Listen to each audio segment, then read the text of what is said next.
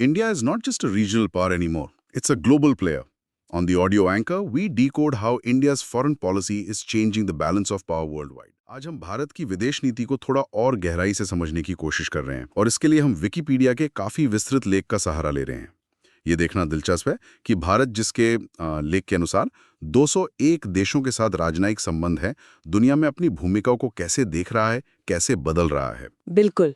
और देखिए, किसी भी देश की विदेश नीति का जो मूल उद्देश्य होता है, भारत का भी वही है, अपने राष्ट्रीय हितों की रक्षा करना और साथ ही दूसरों देशों के साथ अच्छे मैत्रीपूर्ण संबंध बनाना। और हाँ, विदेशों में जो भारतीय नागरिक बसे हैं उनका ध्यान रखना। और हाल के दशकों में हमने देखा है, जैसे पड़ोसी पहले नीति आई, एक्ट ईस्ट पॉलिसी आई, तो बदलाव तो लगातार हो रहे हैं। हाँ, अगर हम इतिहास में पीछे जाएं तो आज़ादी के तुरंत बाद प्रधानमंत्री नेहरू ने गुटनिरपेक्षता मतलब नॉन अलाइंड मूवमेंट उसकी नींव रखी थी। वो शीत युद्ध का दौर था, पर फिर शीत युद्ध खत्म हुआ, दुनिया बदली, तो भारत की नीति भी बदली होगी, है ना? जी हाँ, बिल्कुल। सोवियत संघ का विघटन एक बहुत बड़ा मोड़ था। उसने भारत को मजबूर किया कि वो अपनी विदेश नीति पर फिर से सोचे। और लेख में जैसे बताया गया है, यहीं से लुक ईस्ट नीति की शुरुआत हुई, जो अब एक्ट ईस्ट कहलाती है। अच्छा, लुक ईस्ट से एक्ट ईस्ट? हाँ, मकसद था कि दक्षिण पूर्व एशिया, पूर्वी एशिया के देशों के साथ आर्थिक और रणनीतिक रिश्ते मजबूत किए जाएं। और इसी दौर में पश्चिमी देशों, खासकर अमेरिका के साथ भी भारत के संबंध गहरे होने शुरू हुए। अच्छा, इस लेख में एक चीज ने मेरा ध्यान खींचा, वो है ये रणनीतिक साझेदारियों का जाल, मतलब स्ट्रेटेजिक पार्टनरशिप्स। ये कैसे काम करता है?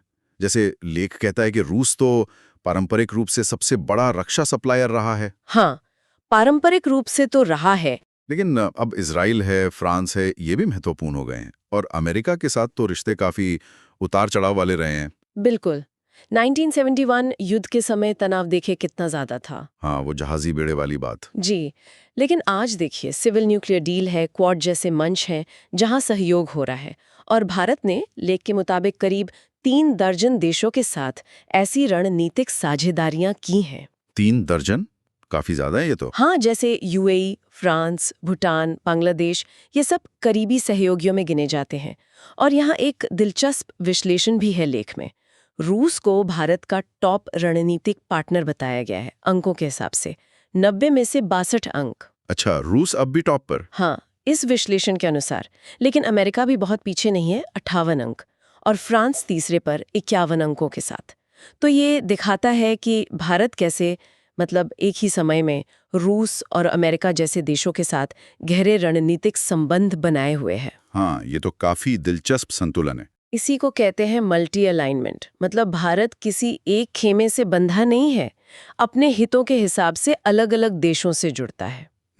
ये तो हुई द्विपक्षीय रिश्तों की बात। लेकिन जो बड़े बहुपक्षीय मंच हैं जैसे G20, ब्रिक्स, SCO, वहां भारत की भूमिका कैसी दिखती है? देखिए, इन मंचों पर भारत की सक्रियता साफ दिखती है।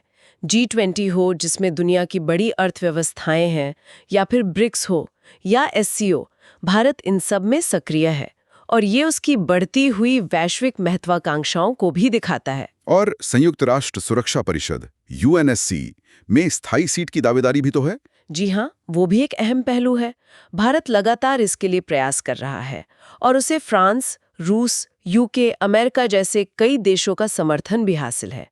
भारत अक्सर विकासशील देशों की आवाज भी बनता रहा है, जैसे WTO, विश्व व्यापार संगठन की बैठकों में। सही। और क्वाड जैसे जो नए गठबंधन बन रहे हैं, उनमें भारत की भागीदारी दिखाती है कि वो बदलती हुई भू राजनीति में पीछे नहीं रहना चाहता, बल्कि सक्रिय भूमिका निभाना चाहता है। और हाँ, एक और बात जो लेख में है, वो है भारतीय प्रवासी समुदाय।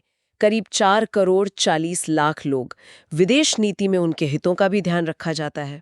तो कुल मिलाकर हमने आज इस विकिपीडिया लेख के आईने में देखा कि भारत की विदेश नीति कैसे विकसित हुई है, गुटनिरपेक्षता की जड़ों से लेकर आज की इस बहुआयामी, काफी व्यवहारिक और स्वतंत्र रणनीति तक। भारत एक तरह से अपने ऐतिहासिक संबंधों और नए वैश्विक समीकरणों के बीच संतुलन बनाने की कोशिश कर रहा है। बिल्कुल। और यही संतुलन साधना, यही आगे की चुनौती भी है और कुंजी भी। लेख में एक शब्द इस्तेमाल हुआ है, रणनीतिक अस्पष्टता, स्ट्रेटेजिक एम्बिग्विटी।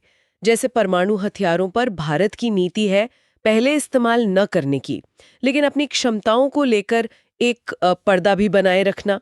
तो सोचने वाली बात यह है, और शायद यही सवाल श्रोताओं के लिए भी है, कि ये जो अब दुनिया इतनी तेजी से बदल रही है, क्या भारत अपनी ये रणनीतिक स्वायत्तता, अपनी स्ट्रेटेजिक ऑटोनॉमी बनाए रखते हुए इन अलग-अलग शक्तिशाली गुटों के साथ अपने रिश्तों को सफलतापूर्वक संतुलित रख पाएगा? ये देखना होगा। यह आने वाले समय का एक बड़ा सवाल है।